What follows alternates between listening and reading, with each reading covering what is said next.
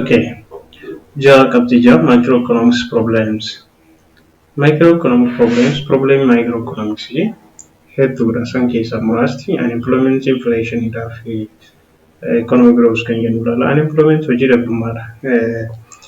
Problemiin unemployment hojii dhabdummaa kuni it is a major issue.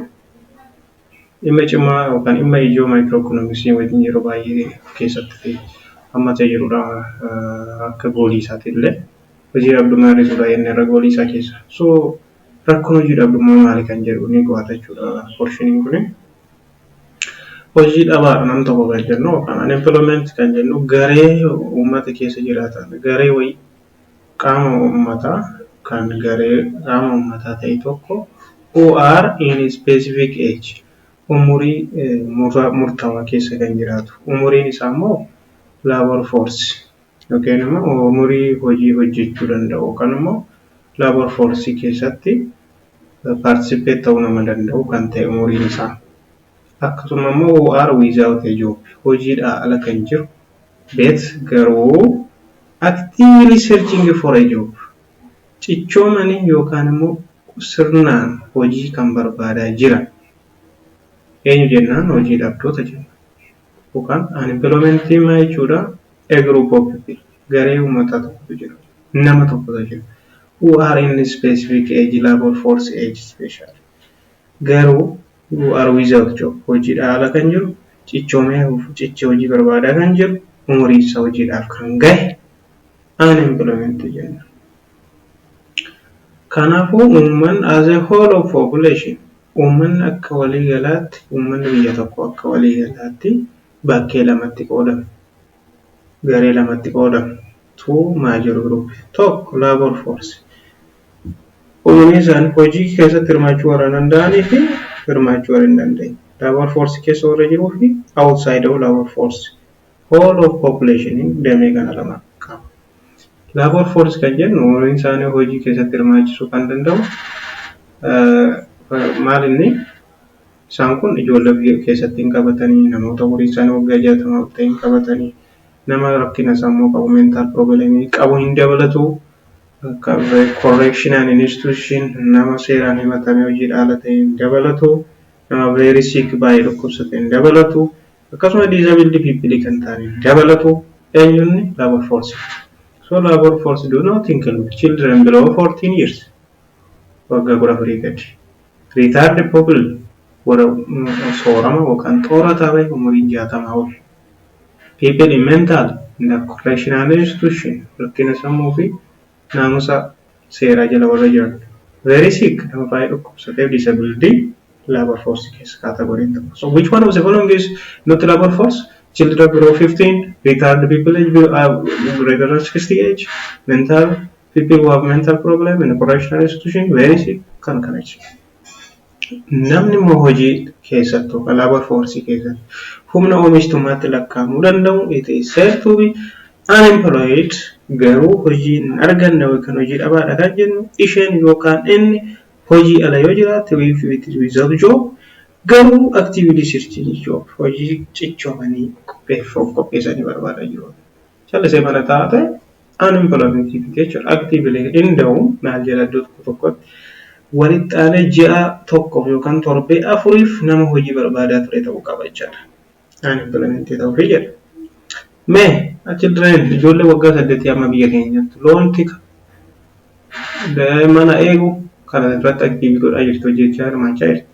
Kanaafuu umuriin ijoollee kanaa oomisha keessa jiraman yeroo isiniif haadhisu hundi beekira yeroo gara firee maaliidha siinerii taatan itti fuftu labor economics kan jedhu irratti nama qoraba biyyoota guddataa jira gidduu garaagarummaan jiramitti labor force irratti isiniin jechuufi kanaaf labor force employed fi unemployed hojii warra qabaniif hojii warra hin qabne walitti dabalatee hojii umuriin isaanii garuu labor force keessa hin jiru labor force idaan labor force unemployed fi employed walitti hidhan jechuudha. Gosoota hojii dhabdummaa types of unemployment frictional kan jennuun jira. Frictional kan jennu very brief period yeroo ifa tokko kan yeroo ifa baay'ee ifa ta'e namni kamiyyuu beekuu kan danda'u unemployment uumamuu danda'a. Fakkeenyaaf yeroo seasonality hojii jijjiiramaa yeroo hojjetamu seasonality of work kan jennuun jira. Fakkeenyaaf hojii construction ijaarsa fakkeenyaaf hojii ijaarsaa keessatti daandii haa ta'u fooqee haa ta'u gaafa ijaaranii namoonni yeroo muraasa hojii hojjetu ji'a 2-3 ji'a tokko torbee tokko saawwa manatti deebi'anii hojii dhabdoota ta'u. So seasonality working frictional unemployment uuma. Voluntary switching of job fedhiidhaan hojii dhiisanii hojii isarra caalu barbaadaaf yeroo of qopheessan hojii dhabduu ta'u. Gosti hojii dhabduu kun frictional unemployment jedhama. Voluntary switching of job jechuun fedhiin hojii nan dhiise in switching job of better job. Hojii gaarii isa caalu filachuu jecha barbaaduu jecha.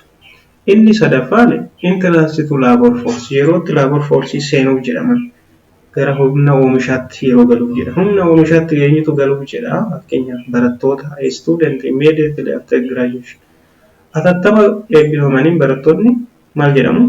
They are labor force. Labor force seenaa jiru. Eessarra? Unlike they are not labor force. Yeroo barataa jiran student in school amma isin unemployed miti, employed miti. Isin category labor forces miti. Okay? Kanaafuu isin barataa yoo tokko unemployment jechuun hin dandeenyu. Garuu graduate kan jedhu eebbifamee atattama eebbifamee maalli hojii barbaadaa jira frictional unemployment category. Re-entering to labor force irra deebiidhaan gara hojii labor force itti warra seenuu barbaada frictional jennaan. Kun hundi gosoota frictional unemployment inni lammaffii structure kan ta'e caaseffama yookaan waan wal qabatee deemu tokko structure ta'e kan deemu tokko hojii wal qabatee deemu tokko fakkeenyaaf hojii harkaan hojjetamu irraa gara teekinooloojiin hojjetamuutti hojii humnaan hojjetamu irraa gara teekinooloojiin hojjetamuutti gaafa deemuu fi bakki nuti hojii barbaannuu fi gosti dandeettii keenyaa yookaan gosti nuti ittiin eebbifamne saabjektii keenyaa yoo kan waliin ginne ta'e structural unemployment nu mudachuu danda'a. Mee isa jalqaba. From mismatch between skill and location. Lama. Skilliin dandeettii keenyaa hojii nuti barbaannu sun waliin jedhu. Location. Bakki nuti hojjechuu barbaannu hojii waan nuti qabnu dandeettii keenyaa fi eebbifamni nuti eebbifamu waliin jedhu ta'e maal jechuudha kun structural nu mudata. So result from mismatch between skills and location of job seekers warra hojii barbaadan gidduu and requirement ulaagaan barbaachisu bakka sanaafis vaakaansii sana yookaan bakka duwwaa barbaadamu hojii sana irratti ulaagaan barbaachisu illee guutuun suuraa fakkeenyaaf agricultural graduate namni qonnaan eebbifamee agricultureidhaan jechuudha. Looking for job at Piyaasa ta'edhaan yookaan birbirsa gooroo namni dhaqee qonnaan eebbifamee birbirsa gooroo dhaabatee hojii namni barbaadu tokko birbirsa gooroo amma hojiin qonnaan jiru keessa. Nagartanii hojiin qonnaan jiru ijaarsa gamoowwaniif jira. Injineerota illee gaarii. Kanaafuu waan inni itti eebbifamee agricultureidhaan hojii inni barbaadu lookeshiniin isaa immoo Finfinnee birbirsa gooroodha. Kanaafuu it is not much. Namichi maaltu isa mudateera structured unemployment ta'ee richard. Kanaafuu the causes could be changing demand pattern of technology culture. Namni immoo accounting, business, economics, management kana FB'dhaan eebbifamee dhaqee amma bakka wayii baadiyyaa wayii bakka baankiin hin jirre hojii faayinaanshalii itti hojjetamu hin jirre yoo dhaqee taa'e achi hojii barbaade maal hojjetare lafa qonnaa fa'aa dhaqee. Kanaafuu inni immoo birbirsa gooroo dhaquu qaba jechaadha inni kun. Cyclical unemployment kan jennuun jiran isa sadaffaan kun rakkinuma dinagdee walii jalaati. Yeroo dinagdee ol ka'e garuu yeroo baay'ee yeroo qisaasamni dinagdee irra gahu sababii dhukkubaan haa ta'u lolaan haa ta'u kun rakkinni akkasiin nuti yeroo dhabamu kaalentii amma yoo akka yeroo ammaa biyya keenya keessa jechuudha yeroo hedduu sababii koovidiin rakkoo tokko soon kun cyclical unemployment uuma. So results due to the absence of vacancy. This usually happen due to deviations in demand for commodity. Namni bitu yookaan humna namaa namni bitu jiru yookaan immoo nama miindeessu jiru dinagdee kufaadha. Oomishni kufaadha. Namni mi'a bitu jiru kanaaf namni oomishus baay'een hin jiru. Kanaafuu oomishamu taanaan namni maal nyaata? Inni oomisha butaanaan immoo namni oomishu maaliif barbaachise maaliif miindeffama kanaafuu job created jiru jechuudha yeroo recession. So cyclical unemployment basically sababii business cycle jechuu dandeenya cyclical unemployment. So cyclical unemployment is all about this one. Which is not frictional if structural unemployment walitti yoo daballu they are more or less unavoidable. Hafu kan hin dandeenye, baduu kan hin dandeenye. Frictional fi structural. Cyclical illee improve ta'uu danda'a. Kanaafuu isaan kun lamaan frictional fi structural unemployment uumamumaan jiru. Sadarkaa hojii dhabdummaa uumamumaan jiraata. Natural level of unemployment jedhaman.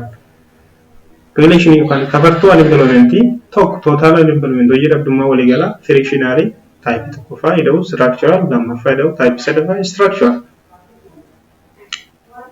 Natural level of unemployment inni nama jenne frictional fi structural ta'uu isaa waan walitti hidhan. Yookaan immoo maal jechuudha? Total irraa cyclical yoo herregna natural level of unemployment arganna jechuudha. Sadaffaa natural rate of unemployment inni jenne kun natural rate of unemployment divided by labor force.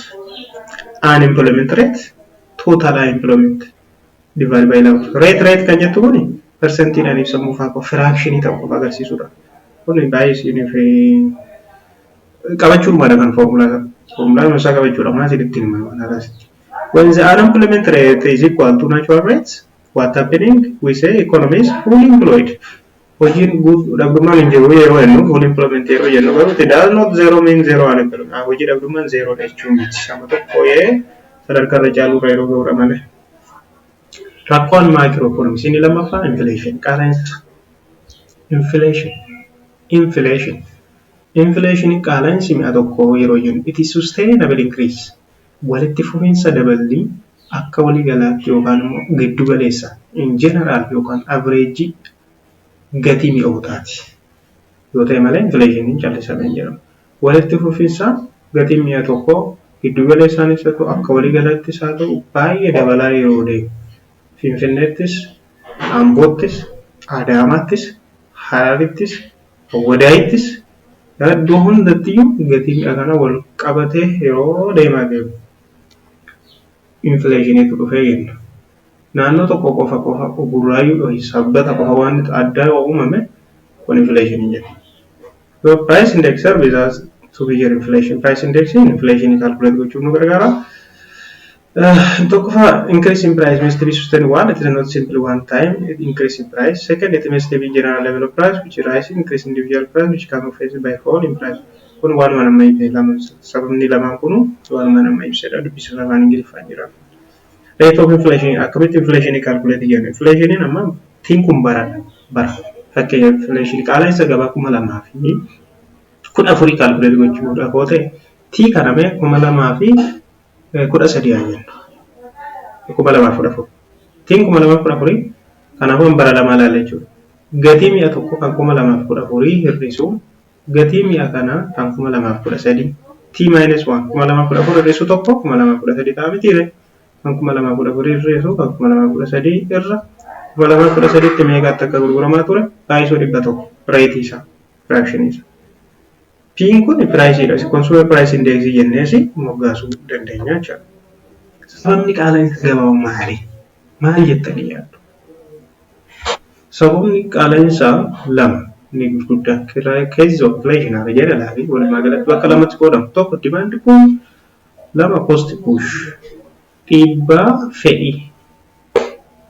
Demand pull inflation dhiibbaa fedhii. Pull and push. Pushin dhiibbaa no fakkaata. Pulling no. Argituudha. Sharkisa fedhii haa ta'u pull and push. Demand pull inflation result from rapid increase in demand. Fedhiin baay'inaan yeroo dabalaa deemu mi'a tokko bituu irratti tajaajila tokko argachuuf baay'ee yeroo barbaachisaa ta'e namni bituu mi'a sana baay'ee yoo argame yookaan baay'ate gabaa biyya keessatti demand pull inflation fedhii baay'achuu. Fedhiin geejjibaa, fedhiin kompiitara bitu, fedhiin bilbila bitu, fedhiin zayita bitu, fedhiin qamadii bitu baay'ee yeroo dabaluu gabaa keessa. Al takkaan ni gabaa dabalachaa gabaa jeeqachuudha inflation. This is a situation where too much money chases too few jedhama afaan economist. Too much money chases too few. Birri hedduutu mi'a xiqqoo bitaa jennee isa ilaallu jechuudha. Birri jira namni birri qaba bittee fiigaa garuu waan xinnoo bita. Maaliif dhiyeessiin hin jiru jechuudha. Dimaandiitu caala waan ta'eef demand pull inflation jennaan jechuudha. Inni lammaffaa cost push yookaan supply side dhaan ilaalanni kun yeroo gatiin oomisha sana ittiin oomishe namichi industiriin dhaatii zayitii oomishe tokko gatiin inni ittiin oomishe mindaa inni hojjetuutaaf kaffalu meeshaan adda inni bitu hundi isaayyuu gatiin inni oomisha isaa baay'ee qaala'aa ta'ee gatii isaa deeffachuu yoo barbaade birrii dabaluu danda'a. Tokko lammaffaa immoo yeroo haalli qilleensa sirriin turre fakkeenyaaf qonna irratti yeroo hongee jiru yeroo bad weather inni jennu jechuudha. Kun yeroo jiraate maalinni dhiyeessiin qonnaa gadi bu'a. Gamii dhiyeessiin qonnaa gadi bu'ee fi gatii olaanaatti gurguramaa jechaadha. Kanaaf infleeshinii uumama. So it rises due to continued decline aggregate supply. Dhiyeessii yeroo gadi bu'e gatii qaaliin gurgurama. Maaliif it will be due to bad weather, increasing wage or price of other inputs. Maalirra dinagdee irraa rakkoo maalii qaba kan gahaa infleeshinii? Economic effect of inflation kan jennu tokko inflation maal godha? It reduces real money balance yookaan purchase power of money. Waan birriin bituu danda'u ni hir'isa. Gatiin qaala'e birrii gatii dhowwaa jechuudha. Peestaaliidhaan namni dhagee zayitii abbaa liitira 10 abbaa liitira 5 bituu qaba deema jechuudha. Peestaalii guutee birrii gatii dhabaa jechuudha. Purchase power of money is going to decrease. This will return welfare of individuals.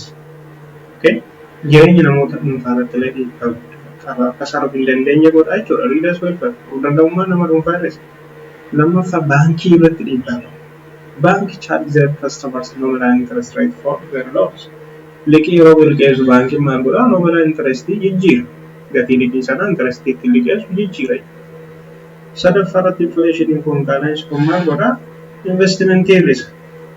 Investorri tokko baankii irraa birrii liqeeffateetu investi godha. Daandii hojjeta. Okay? Ijaarsa wayii ijaara. Mana barumsaa wayii ijaara.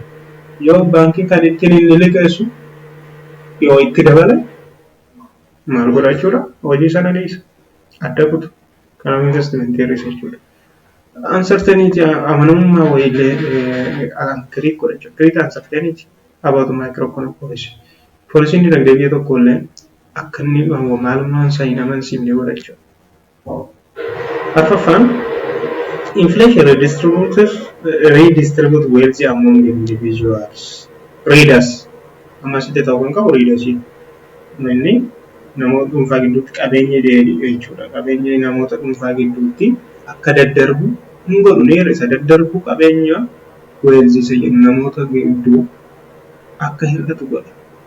Namni nama irraa waa liqeeffate illee bakka waan deebisu hin qabu yeroo biraa jedhan. Liqeeffatanii kaaduun illee haaluun fuudhuu danda'a. Sorry about inflation. Homaa gochuu hin dandeenyu nurraa kaasuutti. 5. Unanticipated inflation hurts individuals. Nama dhuunfaallee ni miidha. Maaliif namni dhuunfaa galii dhaabbataa qaba? With fixed income namni miindaa bahee soorama bahee jiru pension kan jennuufi namni galii dhaabbataa qabu tokko inflation ofirraa hir'isuu hin danda'u. Baay'ee hir'ti godha individual with fixed income and pensioning. High inflation is always associated with variability of price, which induces firms to change their price list. Therefore, country in record printing and distributing now catalog. This is known as main cost of inflation. Namoonni industirii qaban illee maayillee wanta baasii baasan tokko tokkoosa kanaan geejjibee kanaan ashagee kanaan sanan godhe kanaan godhu main cost yookaan immoo cost gatii baasii irratti baasaa turan tokko tokko listii isaanii gadi lafa naqanii akka isaan kaffaltas hin gaafatu jechuudha. Kanaaf kana kaffaltaa sanaaf jedhanis. This is about inflation, effect of inflation or economic effect of inflation. Trade deficit, trade deficit and deficit. Now let's look before coming to this one. What mean by budget deficit? What mean by budget deficits? So once